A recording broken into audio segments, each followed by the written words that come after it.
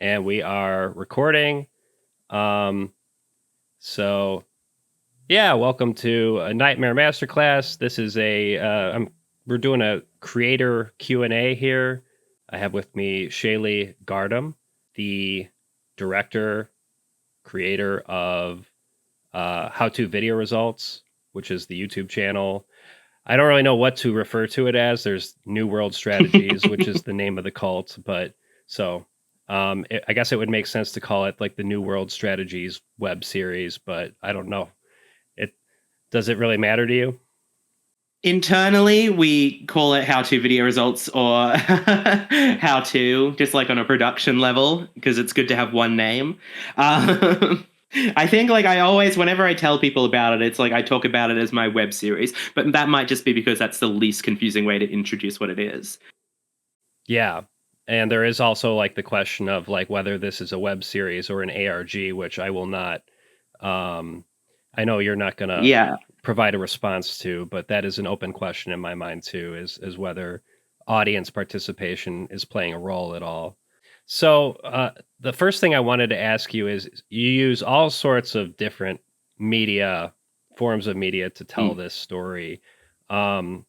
There's a video component. There's a bunch of different websites. There is like a number of documents and files associated with the website. There's a musical component. There's a video game.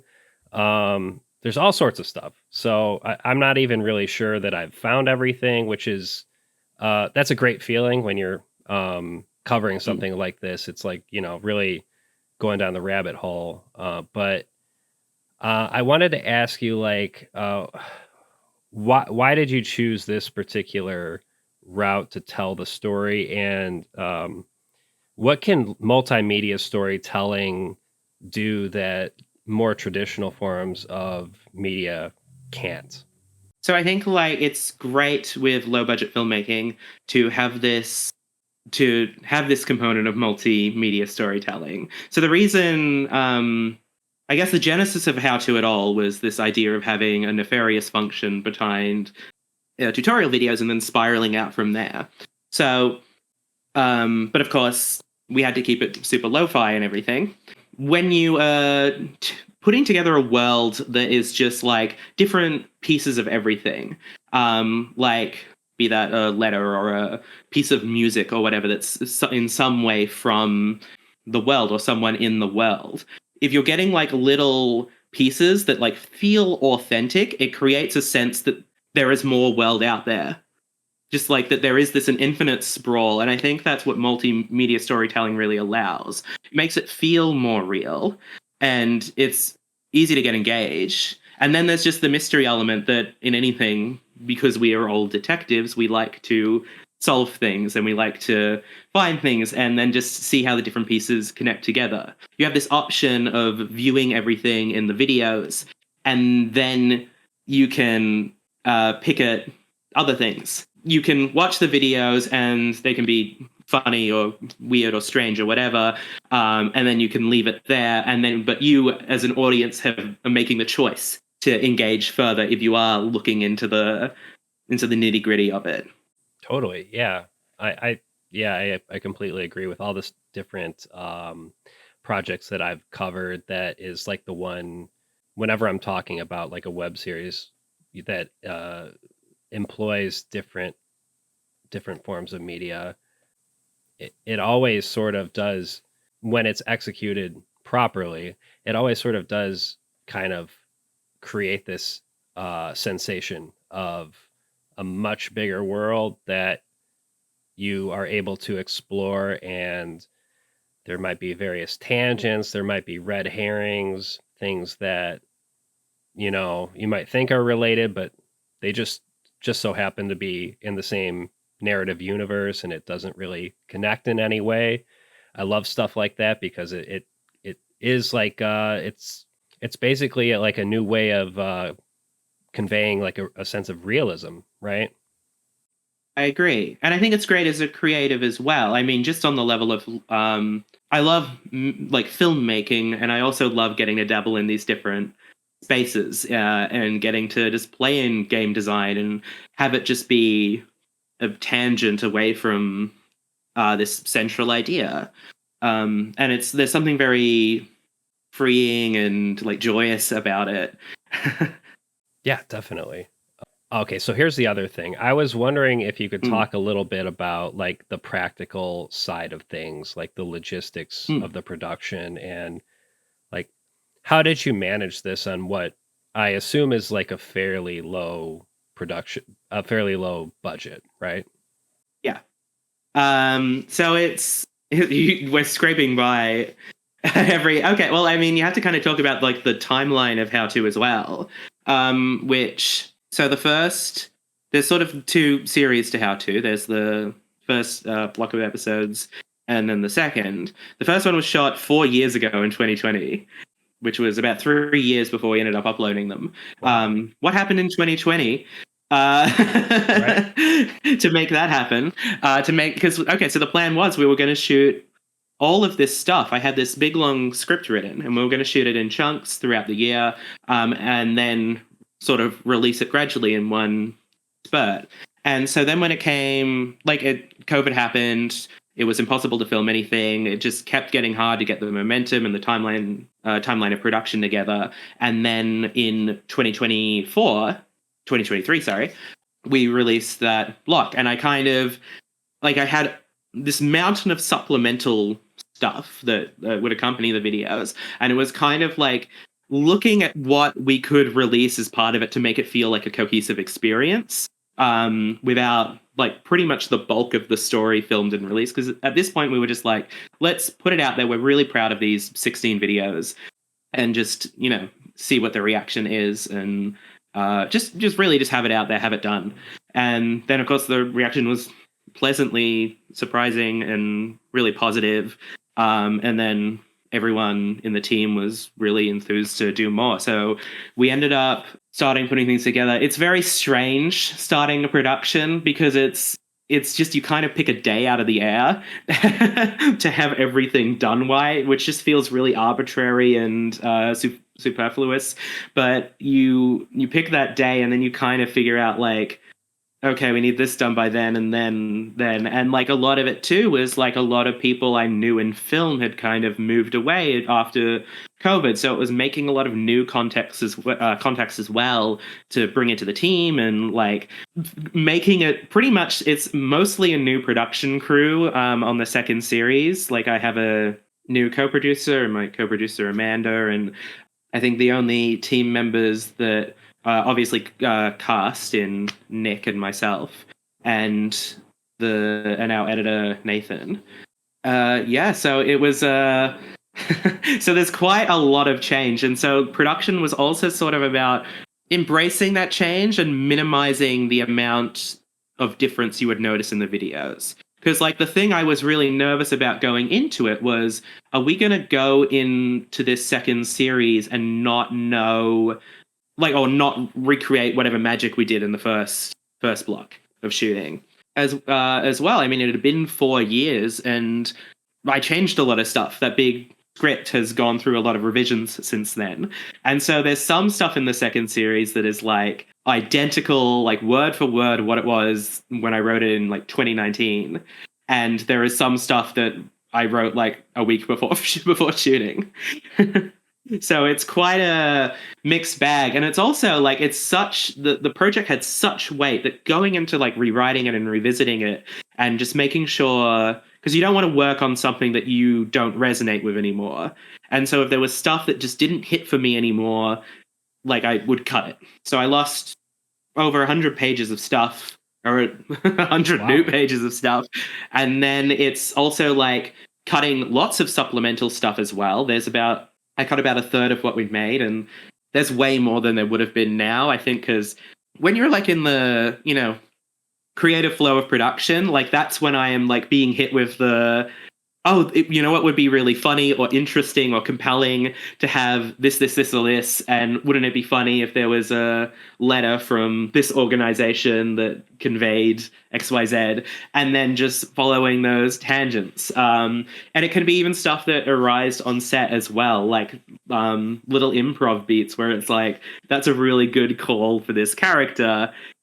how can we elaborate on that? How can we make this deeper and more cohesive with the story? And it's also, yeah, so it's figuring out what you want to tell on video. It's figuring what you want to leave to the discoverable stuff. And that was a very fluent answer up until that exact moment. It's just choosing what you want the story to be, Yeah. No, that in makes and in what complete places. sense to me. Mm. And that's wild though. I didn't realize the initial series was recorded so long ago. Yeah, and just a note for viewers, in Australia they call it a series. In the United States we call it a season, right? So Mm.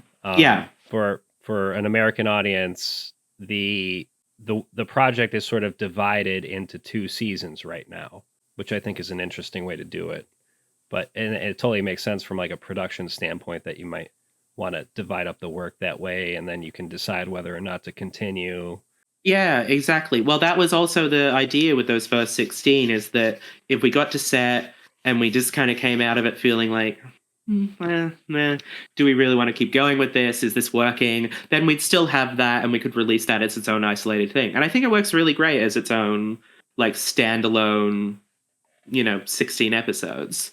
We came out really proud of the second series, and I think like it was also an opportunity because we had those 4 years to reflect on a lot of things, like what can we do differently or better, and even just in creatively or in the production pipeline. We were like hyper authentic in the first series because we filmed on these tiny little Casio cameras when Casio made cameras, like in 2005, just like consumer digital cameras that are truly this big, and like filming on those. So this time we used like slightly still like authentic to the period, but a little closer to like broadcast cameras. And then a lot of it was just trying to marry that look of the first series where it's like kind of grainy, low quality digital feel, with recording on sort of archaic but still HD footage, and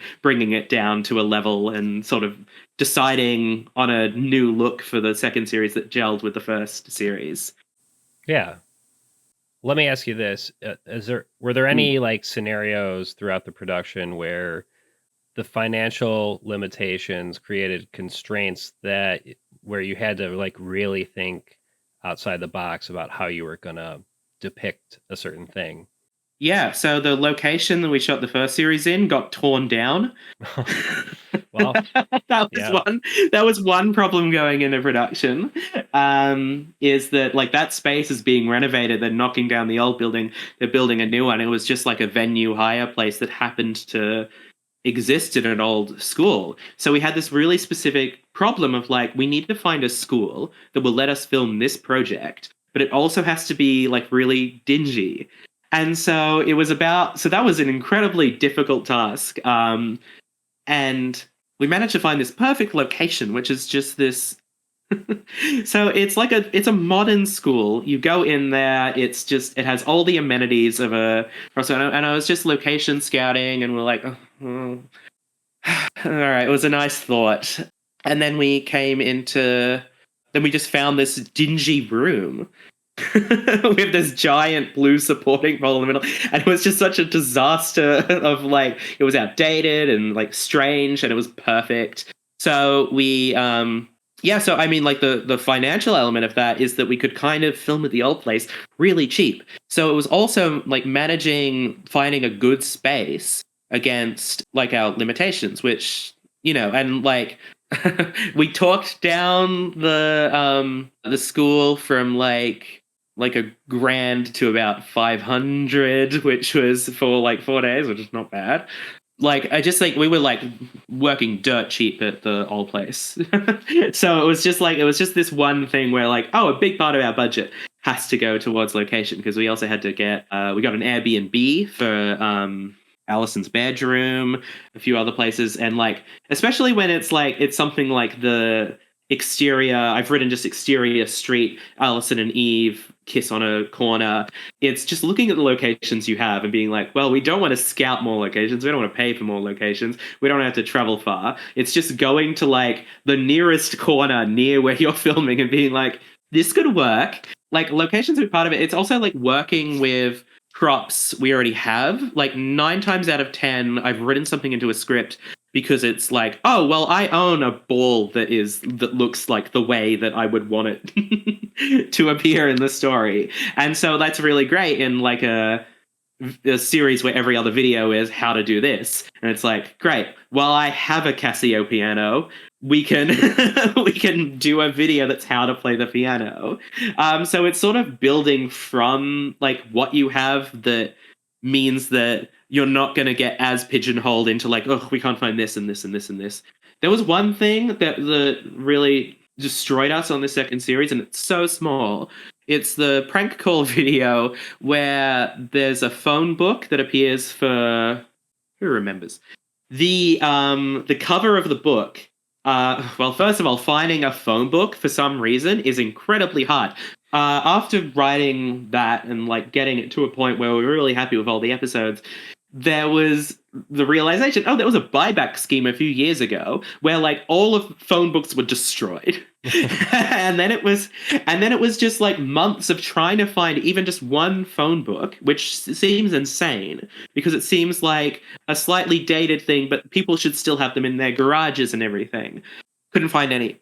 So it was just like constantly this scouting, like Facebook Marketplace and scouting like just different just anywhere, eBay, where we could try and find a phone book, and like asking family and friends, do you have a phone book? And we felt insane because it just seems like something you could just get. And so then eventually my co-producer Amanda had a family member who had one from like 2015. And then I also had to make a cover that was time accurate. And then for some reason, there's no reference photos of like Victorian phone books from any period of time. I had like 2 to work from. And so I had to we had to Photoshop our own thing, print out our own thing, and then print out our own cover and like make it like a slip cover that sits on top of the phone book. And then the video quality was compressed so much that you can't even read it. So, so I mean, it was just, yeah, it's a dedication to authenticity mixed with having no money that put us in that unique situation. But so there was a lot of little things like that where it was, I guess, very harder than it has to be, because it's you just don't think about certain things. It's the stuff that seems like it's going to be easy that's hard, and then there's the stuff that seems like it's going to be hard that turns out to be easier than you thought 9 times out of 10. That's really interesting about the initial shooting location being no longer available, right? Like, but I think it might be kind of fortuitous because the blue support beam has become its own character almost. Exactly. Like that's such a perfect piece of comedy. Having anytime that we like landed in a shot where we pan to Nathan and he's just obscured by the pole. That's great. it was so funny. Also that in that space as well, there's that little like washroom area. So we were able to write in stuff about that and like being able to shove even there and everything. That room was like so gross. You like the sink and the toilet, like there was nothing. It was just dust. It was just a thick dust for like 10 years. That it must have been like uncleaned. And we actually had to like clean that space a little just to feel safe shoving an actor in there. But it was so ridiculously gross. And this is just in a functioning school. It's an amazing little space. Yeah, that's awesome. But yeah, you find opportunities in solving problems. I want to get your take on this. So, your series has really like flown under the radar so far, and like obviously, I want to call attention to it and get more eyeballs on it. But like, in some sense, it almost seems like that's by design. I mean, like the name of the YouTube channel is How to Video Results. It's so innocuous. Um, Hmm.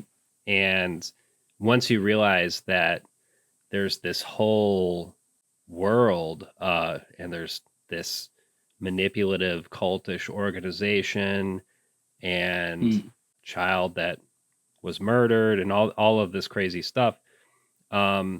Once you find out, like, it kind of heightens the effect of I think what you're going for. That the initial name of the channel is so innocuous, but it's kind of a double edged sword because now Hmm. it's like I feel like it's harder for your project to get attention. It's yes, we did shoot ourselves in the foot. I think well it's like yeah, so there is that level of it needs to sort of seem boring to like help convey that effect of like, oh, there's a lot more to this.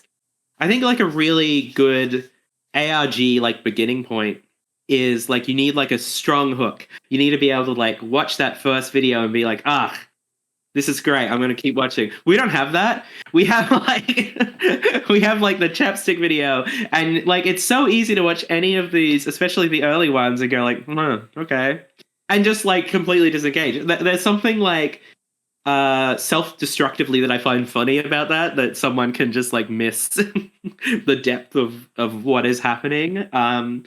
But yeah, it's you do occasionally get like videos that like just randomly do better because the titles are so basic because it is something like how to do XYZ and that people are just going to look up. And so you do get like a few confused lost souls in and around the comments. There's one video that's done bizarrely well, which is like the cheating one, which is not one I would peg as you know, as getting 30,000 views, whatever it's at.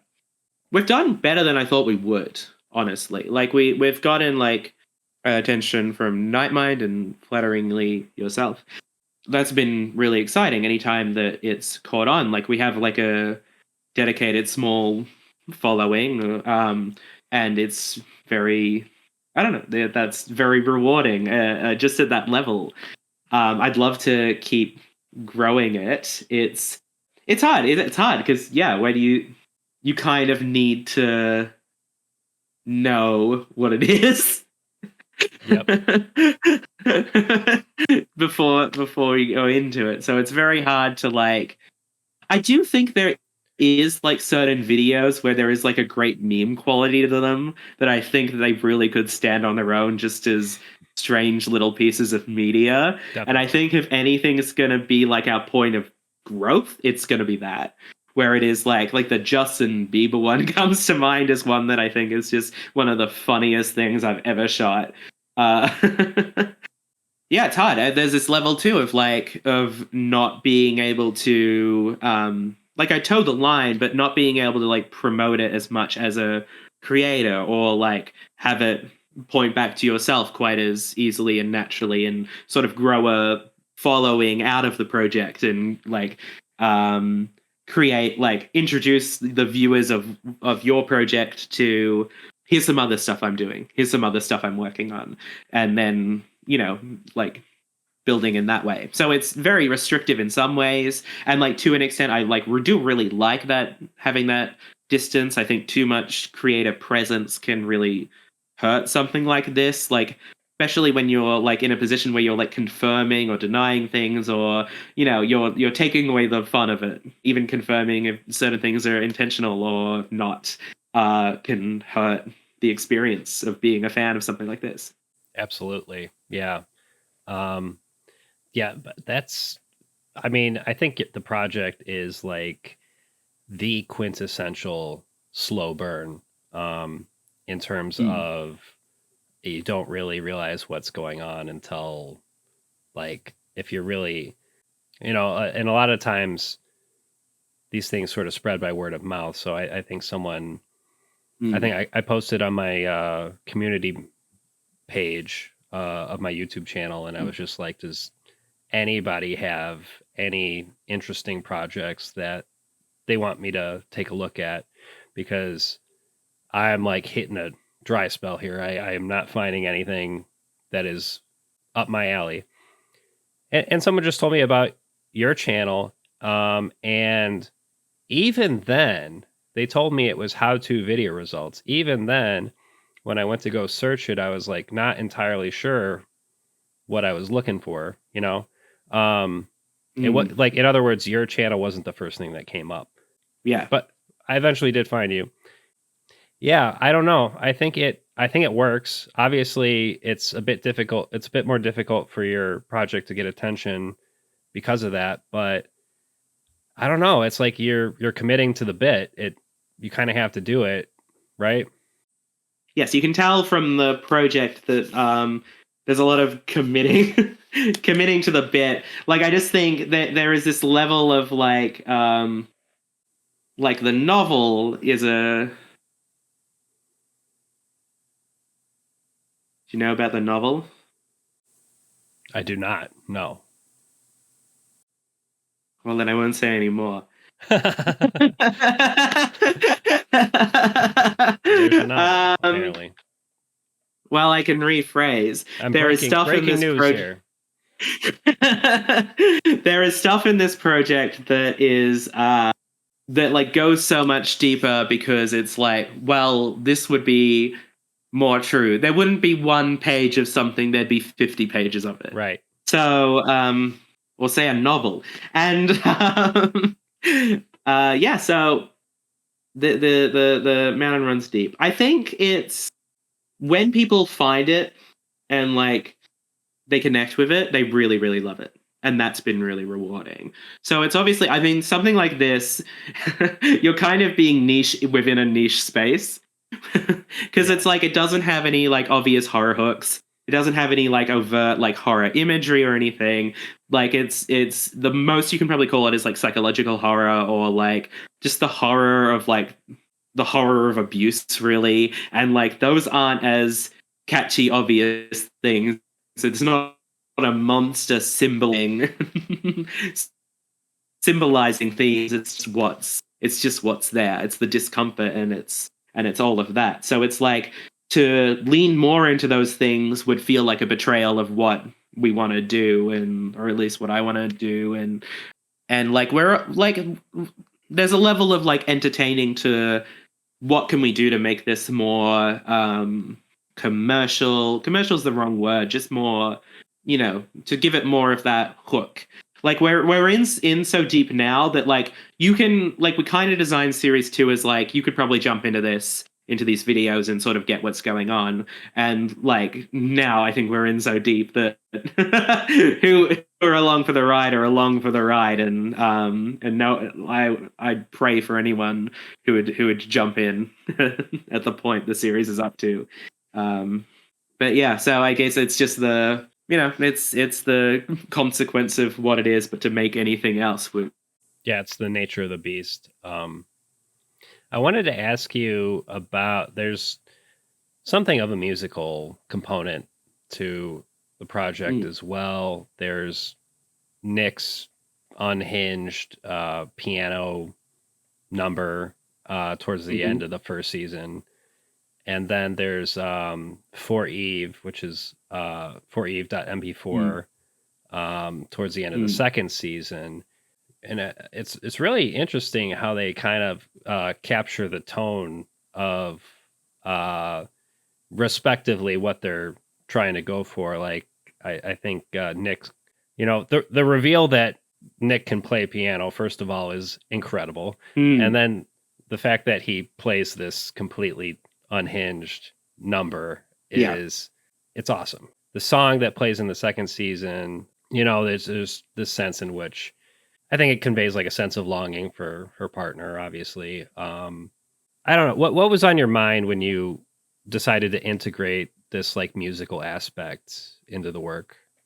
So part of it came from I liked this idea of okay, well part of it was knowing a composer, casting a composer in the role of Nick. So Nicholas Kumashov, who plays Nick, um, is a musician and composer and very talented in a wide array of things. So it was kind of building on that, and I just asked him if he wanted to write a piece that would fit this moment. And then just trusting him to do that, and he came out with something that was very that resonated perfectly with what we wanted. It was a similar thing talking to B, and they play Allison in the second series. Just working with B to write a song that reflected where Allison is. So I think in both cases where we've had a heavy musical element, we've worked really closely with the actual performers to make that piece. So like that's all B's instrumentation and lyricism, and same with Nick's song in the first series. So it's kind of a part of them coming into it as well. And so I'd really, just in general, I really like bringing that into it. I think it adds this just extra layer of like connection to the project and authenticity and all of that.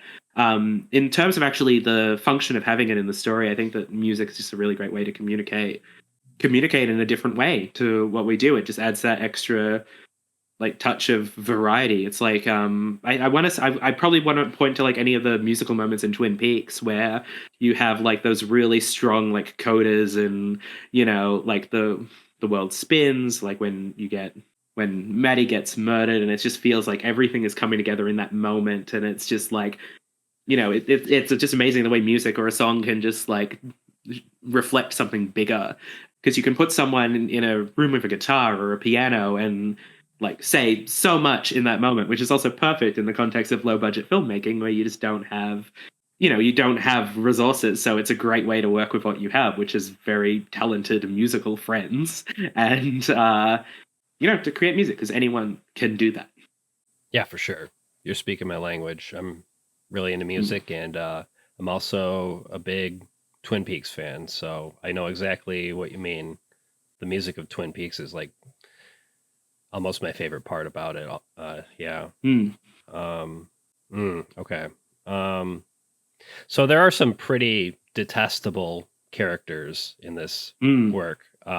When you're writing these characters and working with the actors that portray them, how do you wrap your mind around the character dynamics?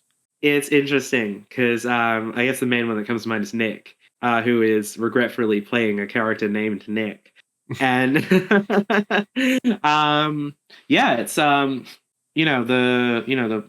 4 days that we took to film that second series. Like the first series was really about finding these characters, and like second like recently we've seen Nick like ramp up a lot more in terms of how poisonous this person can be. And so there's certain a lot of the time it's pretty goofy to film. Like it's just like, because he's so ridiculous that a lot of the time it's just enjoying how silly this man is. And sometimes that doesn't even, sometimes that will translate really nefariously on camera, but or just as goofy as it was to shoot it, or just like or him just doing weird dancing that's funny on set. And so a lot of the time you don't feel like the level of like, oh, this guy. So it's it's quite funny when we get like quite a vitriolic reaction to stuff that we were kind of like laughing about on set. There is definitely stuff on set where it's like we're going a lot heavier and a lot darker, and you're kind of looking after everyone in that situation, because you're looking after your actors playing the characters who were victimized by the more awful, nefarious characters. It sounds like wanky, but being an actor and being in that space of like just getting into the mindset of like, I want to hurt this person, that's a bad place to be. It's a bad place to be for a prolonged period of time. So it's making sure everyone's comfortable, like, because everyone is coming into it with the attitude of like, we want this to work, we want to make this the best it can be and like execute this. And so you're all working within each other's boundaries, and you want to make sure you're just incubating in an environment on set where everyone feels comfortable and everyone feels safe saying how they're feeling, and like feeling safe enough to film difficult material. Yeah, that makes a lot of sense. It makes me. I was just watching this Sopranos documentary, which mainly focuses on the creator David Chase, but they Mm. talk about James Gandolfini a little bit, and it's pretty clear that playing such a bad guy, such a heinous person, it's pretty clear that took a a psychological toll on him, the places he had to Mm. go and how often he had to do that. Yeah. So it's interesting. There was a point where Nick Nocturne, who runs the Nightmine Hmm. channel, where he did like a live stream of some of our second series episodes, and and like talking Nick like like Nick, our Nick, actor Nick, like felt like because it was like such a strong, like it's a positive thing to have like a negative reaction to the character, you know. Yeah. But like Nick almost like feeling like guilty about like about how much he was upsetting everyone, which just means he did an incredible Means job. he's a good actor. Um, yeah, that's right. So I regret not giving that character another name to this day. But it's Uh, funny you don't think about that when you when you go in to shoot it 4 years ago, especially like when you were just starting a project. You have no concept of an audience reaction at all. You were just making the thing. You're not thinking of it in those terms. yeah. I think people can understand the difference between fiction and nonfiction. Hopefully, fingers crossed. Hmm. Knock on wood. I hope so. It's hard to, I mean, like, especially when you're, I don't think we're like so authentic and realistic that you can, that it comes off as non fictional. But there's definitely been comments and like just every now and then to the effect of of definitely they think it's real. Yeah, I could see that um, like upon the initial, like if you just yeah. let's say you were searching how to ask somebody out and you just happened upon that video. Oh, God. You poor thing. Yeah, which is kind of funny in its own right. So, Hmm. okay, here's kind of a juicy question. Ooh. The series depicts a what is very clearly like an abusive cultish organization. What do you think makes people susceptible to joining something like that? I think it's easy to be taken advantage of in seeking community, I suppose. I think what at least links a lot of the characters in How To and is that there is this like level of loneliness to everyone in that world.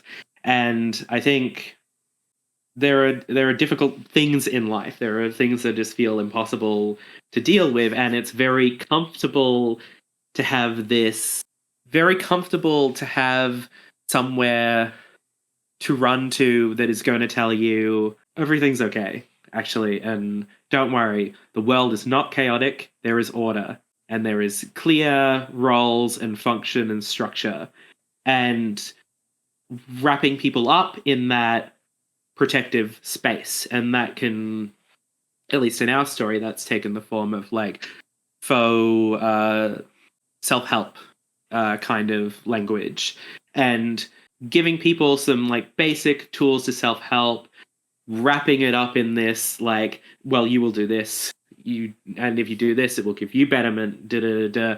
Like giving people answers to difficult questions that ultimately easier answers than otherwise. So it's just really it's easy to be vulnerable and it's easy to take advantage of vulnerable people.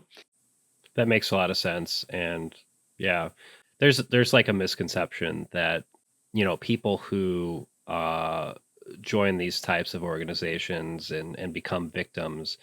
There's like a misconception that they lack intelligence or Mm, maybe they are, certainly they're maybe a bit naive, but that's not necessarily an indication of their intelligence per se.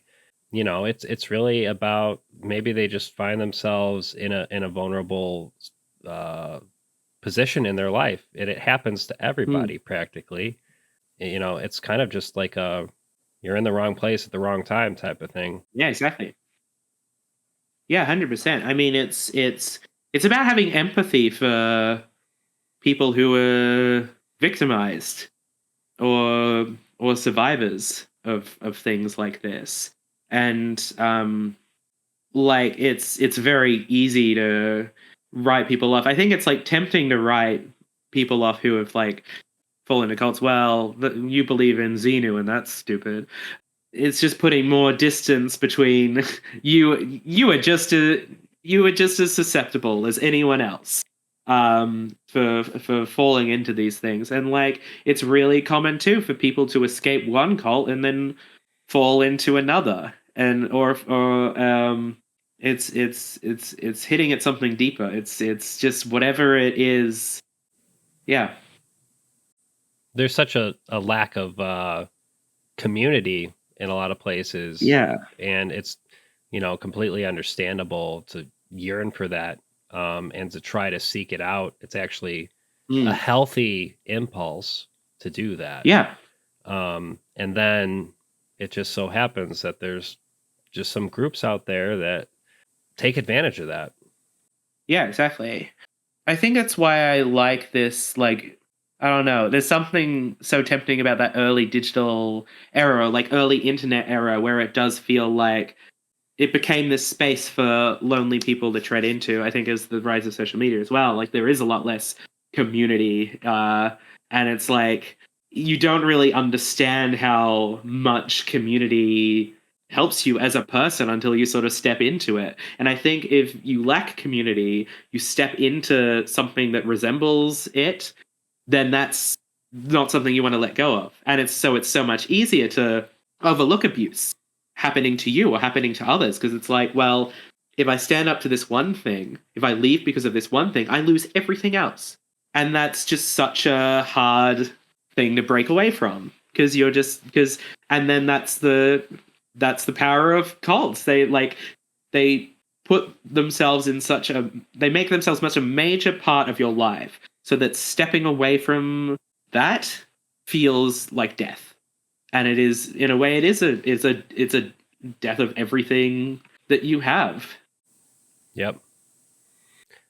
I think there's a lot of really creative people out there that want to create something along these lines, want to do what you do, but they have no idea how to start. So, you have any guidance to offer for these people? Well, I guess like what I've always done as long as I've been creating. I mean, I've been on YouTube for more than 10 years. Just making things. And like it sounds simple, but it's kind of what you do. Like the thing I can point to most is like during COVID lockdown, I just had all this like creative anxiety. I couldn't like film the project I wanted to film, which was how to. And so we just started making improv shorts with friends. And so like it's really just it's about having fun more than anything else. It's picking up a camera and shooting, which just sounds, reductive. But we all have cameras now. We have phones, and I think just working that muscle, training yourself to understand yourself as a creative enough to know what you are interested in creating and what you are interested in making. If you just start by just making mistakes and failing, then you will learn, it's important to fail.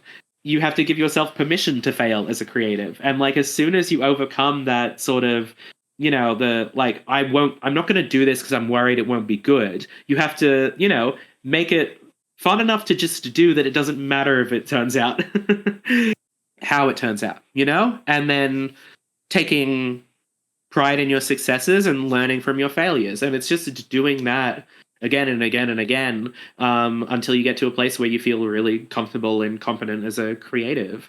And then especially when you are building your skills with other people, if you have the capacity to do that, then it's building a network of enjoying each other as collaborators. That's the best thing about making anything, really. It's this, I love working with my friends and like making new connections through it. And there's actors that we've cast in this project that I had not met before, or that I had not worked with before, that have just given me the opportunity to meet with these people and work with these people. And if you were both open to each other's ideas, then great things happen. And it's really a fun way to be. It's if you like filmmaking, if you like making things, and even, like you don't even have to, if you're talking about just making something, a project that in any way resembles what we've done, it's not, you don't have to even shoot anything, you know? You can tell a really captivating and compelling story through any array of multimedia elements.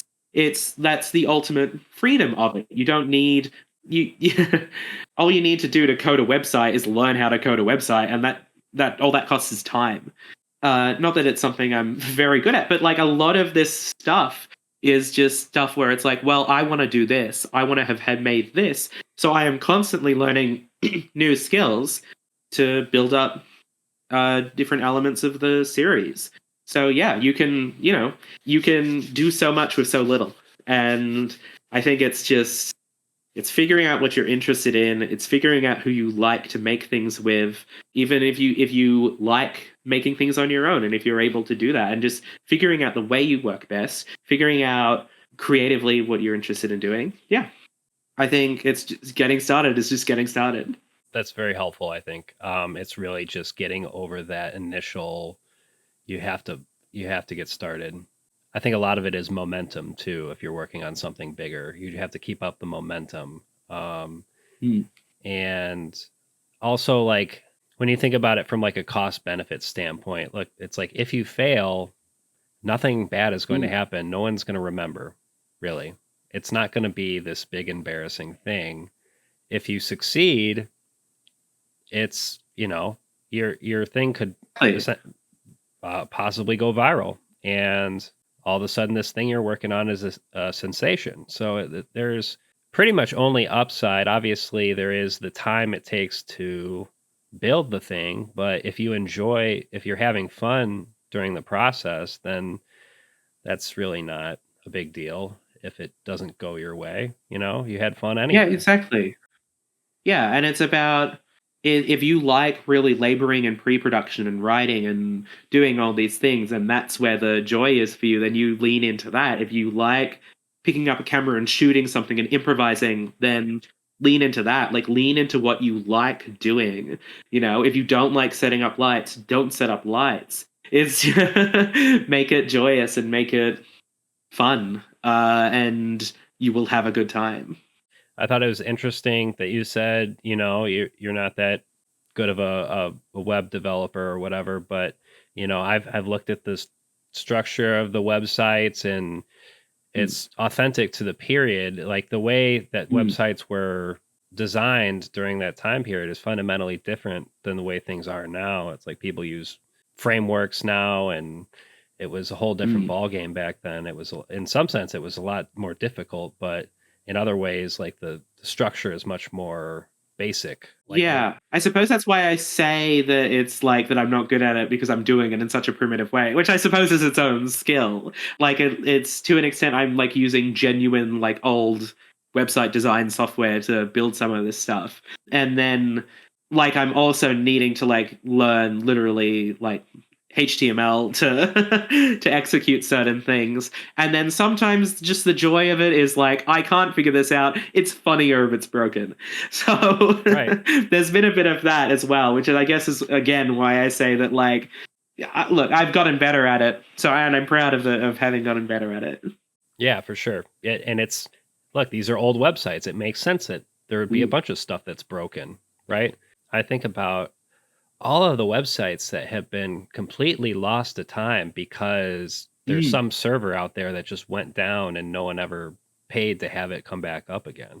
Yeah, I mean, I love that era of internet. I love the Wild West, it's like I think kind of what is exciting for me, just as a fan of my own project, is like I love getting away from the homogenized internet. I love having these little pockets of just in my own time. I love finding strange websites of a certain era where it's like people had a homepage, and it wasn't just five social media sites. It was it's just all kinds of strange stuff. I love having just a website that's dedicated to one thing, and it having like this very specific style and design about it. You know, it's you don't get the games from Steam, you get them from pixelpulse.com, at least in the lore of the world. Yeah, so it's just, yeah, it's calling back to in a way a simpler time when it was just the internet was a fun, exciting place to be and tour through. It was more free. It was not Mm, this corporate hellscape. It wasn't yeah. dominated by Google. Um, Yeah. like a corporation didn't sort of dictate whether or not your website got traffic. It was almost purely like an organic thing. Like if your website Yeah. was cool and you were making cool stuff, people would gravitate towards it. And it's a tragedy that it doesn't work that way anymore. Yeah, it's a shame. I mean, like, and it's like even like early days of YouTube when stuff would more authentically blow up, when there was a priority on like you have subscribed to this channel, so you will see videos from this channel, and it Right. should be that simple. But it's not. That's not as profitable for the corporate forces that decide what gets pushed and what doesn't. Not even corporate forces, just the algorithmic forces that the corporate forces don't even understand, Yeah. but rigidly implement into these systems. So I don't want to take up too much of your time. I have one more question, and you can tell me to fuck off if you don't like the question. But Okay. is there going to be a season 3? Yes, Excellent. definitely. When it's so many, there's so many factors. There's so many different little things that hard to know. It's just it's schedules and it's locations and it's casting and it's like we're halfway there with all of these things, and it's also money more than anything. It's money. It's having, if we had the money we needed and then some, we could get going on a lot of these things tomorrow. So a lot of like the work, the creative work that needs to go into putting the season together is kind of a lot of the way there. And but we definitely want to go back. We definitely want to go and do more. Everyone in this project is so enthused and excited about it, and just itching to get the chance to do more. It's so fun. Those days when you those come into it and just do it, and it's so rewarding. It's like it's the most that there's no delayed gratification like filmmaking, like, or at least filmmaking on this level where there is like a lot of pre-production and you are shooting a bunch of different episodes. But yeah, we'd be thrilled to do more. We can't wait. I can't wait either. I will be eagerly anticipating that. And I will be there with bells on when a new batch of videos gets uploaded. Thank you so much for doing the interview. You want to let's plug whatever you got going on. I know you have a Patreon, right? And you have a Ko-fi page. Yeah, I Um, have a Ko-fi page. I haven't touched the Patreon in a hot minute. The Ko-fi oh, okay. page is probably the best place because if you give me money to my Patreon, who knows if you'll get anything back for that. So I'm just coffee works tends to work better for us. It's just coffee. Let me make sure that I'm looking at it. Coffee.com/how to video. If you want to help the series out, that's the best way to do it. If you are in a position to give financially, otherwise, then just watching how-to video results on YouTube. I also have my own personal channel, which is just Shae Gardam, which is where I will infrequently upload things that I've created and different. There's a whole host of different sketches and works in another series I do called Vapor Wars that is on there as well. And so it's a different flavor to how to, but I think there is a central creative. I don't know. I made them, so it's consistent in that way. Yeah, very cool. I will include Hmm. links to all of that stuff in the video description. And so we're gonna leave it here. Thanks so much again. And that the name of the channel is How to Video Results. I'll have a link to that in the video description. So if you've been with us this far, I would hope that you've watched it already. But if you haven't, check it out. And we'll leave it there. Thank you so much.